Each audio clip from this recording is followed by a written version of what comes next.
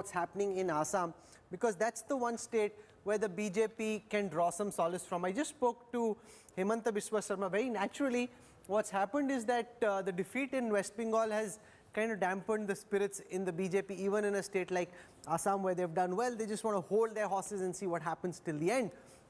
But it's very credible from the BJP's perspective to have been able to increase, after 5 years of power, to have been able to increase their seats by 6, up to 80.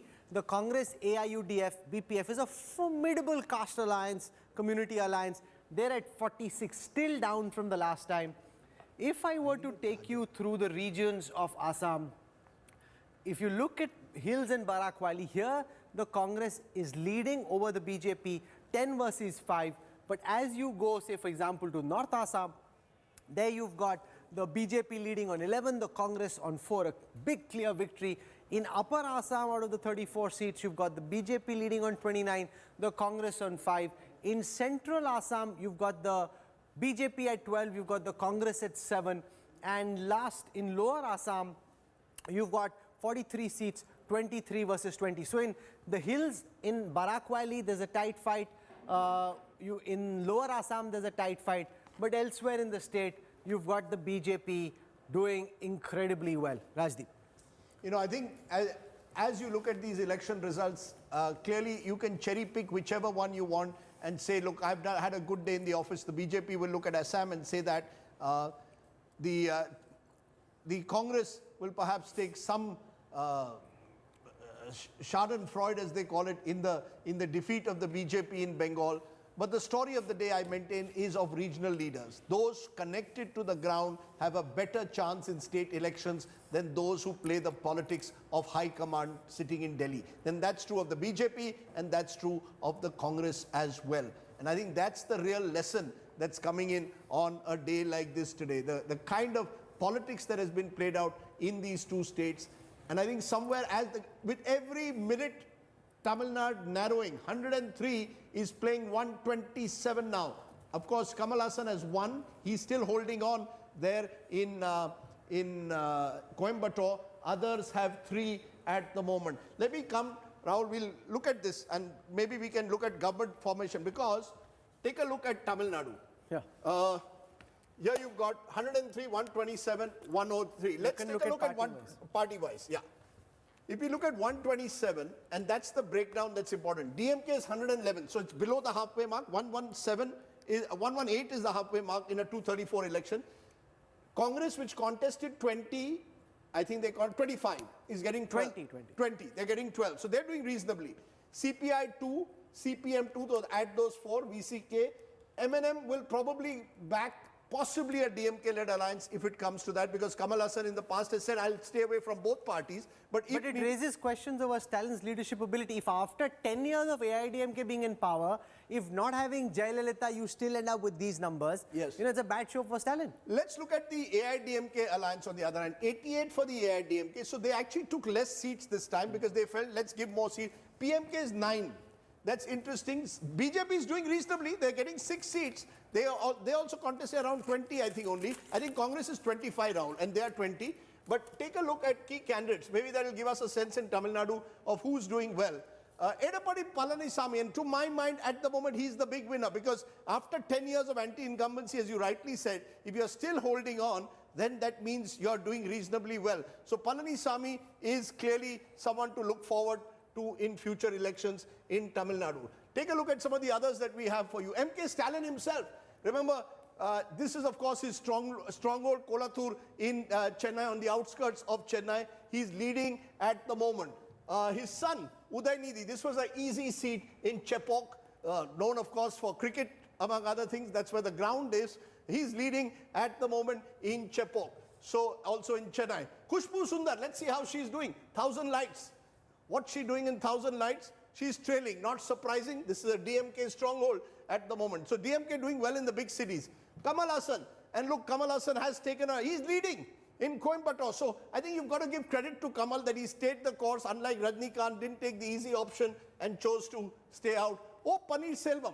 And I think that's the man who perhaps was hoping that if the AIDMK did badly, then he would He's trailing himself. He's trailing himself. His son was the only AIDMK candidate to win in the Lok Sabha. TTV Dinakaran of the AMMM, Sashikala's nephew, he's trailing. And I think there's a lesson there because he thought for a while that he could be the alternative. So as you see, L. Murugan, let's see if he's winning, the BJP state leader in Tamil Nadu. He is leading.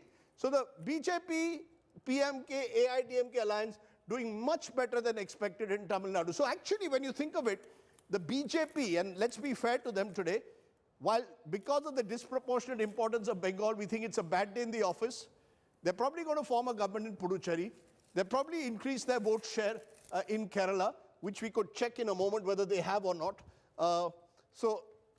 They won Assam, and they've done reasonably in Tamil Nadu. If we look at vote share at the moment in Tamil Nadu, region-wise swing seats, voter turnout, retain ratio. Rahul, do you have vote share? In Tamil Nadu or Kerala? In Kerala. Rahul is the master of this. Yeah. Vote share. Yeah, okay. So BJP is around, actually BJP is a little down compared to last time. Compared to 2016, they're 2% up. They were 10% last time, they're 12%. They were hoping to cross 15. They haven't crossed that 15% hump. Remember, this is BJP plus at the moment. You've got the others getting squeezed out, but the LDF has a 7% lead. But BJP has done better in Kerala, possibly by winning 3 seats. They're winning Puducherry, they're winning Assam. Their big loss is Bengal, and to that extent, they've got to they put so much of their own energies in Bengal that today people will say you've got it wrong. You're saying that it's not a bad day in the office for the BJP. The BJP won't see it like that. For them, these are all consolation prizes. The main battle was for West Bengal, which is where the BJP's top leadership staked all they had. There, not just have they been defeated, they've been routed from the BJP's perspective. You know, but that's because you're a party which is, as I said, on this Ashwamedh Yagna, state after state, and Bengal was the biggest prize. But if you have an Ashwamedh Yagna, you don't expect to lose. That's right. So I keep maintaining the mistake that the BJP made is constantly, drum up this thing that we are going to win Bengal. I know you're saying you can do it in no other way in politics, but they could have been a little realistic, and if they'd been a little realistic, maybe they could have claimed, 83 from 3 is now going to be seen as 121 down to 83, down from Lok Sabha to Vidhan Sabha. But that's not how Modi and Shah fight elections. They want to go out and they want to win. They give it their best. So will they take responsibility to, will they? Amit Shah most certainly will. Does the buck stop with Amit Shah and Narendra Modi Amit Shah will take the blame for this. That he will say he got it wrong. The fact is everyone's equally responsible. But Amit Shah, being Amit Shah, will say, okay, this is when people speak to him, he'll say, like he did in Bihar. You remember in Bihar when we... In 2015. In 2015, when they lost under similar circumstances, they thought they'd do better.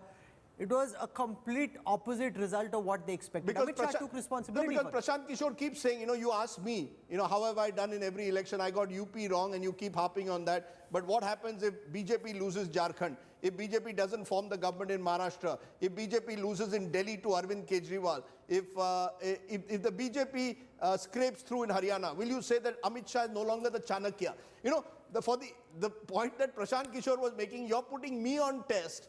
Now I've passed the test. Do I put the blame on because at one level it had become Prashant Kishore versus Amit Shah. Chanakya is overhyped. If it's like, boss, when some batsman's doing really well, then you think, okay, this guy is the best thing since Donald Bradman or Sachin Tendulkar. I'm talking about Prashant Kishore versus Amit Shah. You see, you keep saying, Prashant Kishore saying, all you journalists keep calling Amit Shah Chanakya, Chanakya, Chanakya. When he loses an election, will you say he's no longer Chanakya? If I had lost, you would have told me to go into retirement. I mean, this is what he said in an interview to me. He now today will, whenever he comes on air, will probably say, look, I told you so. But does the buck stop with an Amit Shah in this election for the defeat of, or is that unfair to blame an individual? Amit Shah will himself take responsibility for it because he led the battle. This meant the world to him. He fought from 2016 to now. But remember, Rajdeep, but I give him credit. I think, to my mind, this is the BJP is now a strong opposition. That's what I'm saying. If you look only at this result, it looks like a defeat. If you look at it from a longer-term political horizon, the BJP has rewritten the electoral grammar of the state of West Bengal, where they have now emerged as a formidable opposition. Win or lose in this election, they are now here to stay in a state where they had no stakes, where there were 3 seats. They're now at 83, which sets the ground for what happens here. The Congress, which was on 44 seats, just in 2016 is currently, where is it? Zero. It's at zero, maybe one seat. One right? seat, I think that's a left seat at the moment. Left But is the leading in alliance one is at seat. zeros. So look, just as we are assessing the BJP, look at Congress. Lost out in Puducherry, wasn't able to beat the anti-incumbency cycle in Kerala, and therefore a big loss, according to me, the C, and also a state where your, your sort of party mascot is the MP from Assam. For all the brave talk, you've had a big defeat, and in Bengal you've been blanked out. Actually, who's one more big winner today? We spoke briefly about him, Saurav Ganguly.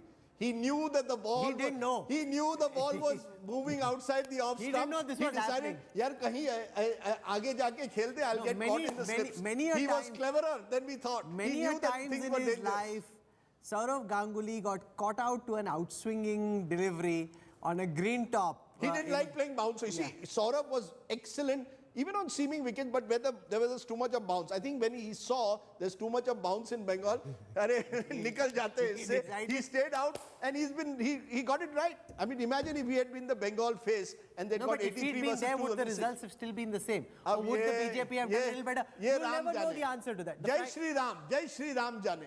No, but we won't know the answer to that. We don't know. Even Ram doesn't know. We wouldn't know the answer to that. But the fact is that this is a big victory for the Trinamool. Of that, there can be no contest. This is a much bigger victory than anybody would have anticipated. And from the BJP's perspective, this is a big defeat. Of that, again, there can be no contest. And there will be introspection as a result of this result. There's a lot that the BJP now, Rajdeep, needs to look at and think about. Some interesting key candidates in Kerala. Let's have a look. E. Sridharan, Metro Man. He's leading, and that's huge. An octogenarian, few gave him a chance when he was contesting the election, but he's leading. Kumanam Rajshekhar, Neemam, a seat. He's leading. This is a seat where he's defeating Karnakaran's son, Muralidharan. Contest, you can see the and seats. this was the one that they lost last time. So that was a big one. Uman Chandi. Many thought he is the most popular Congress leader in Kerala. Even now, he's leading at the moment, but it is going to be a victory without becoming chief minister again. Ramesh Chennitala, and Ramesh Chennitala, leader of the opposition, is leading at the moment in Haripad. There, Suresh Gopi of the BJP. How is Suresh Gopi MP doing at the moment? Well, he's leading, one of the three candidates. So we've got all the BJP leaders on the screen at the moment. K. Surendran, though, their party chief, I think, is trailing at the moment in Manjeshwar, one of the two seats he was contesting from. And Pinarayi Vijayan, the man of the moment in Kerala, the man who promised me fish with mango curry. If the CPM won, as I keep saying, always take from politicians things that are disposable, so that it goes into your stomach and there is no evidence of it being seen remotely also as a bribe. Elections on my plate, we take whatever. If tomorrow Mamta gives us Macher Jol, I'll take that as well.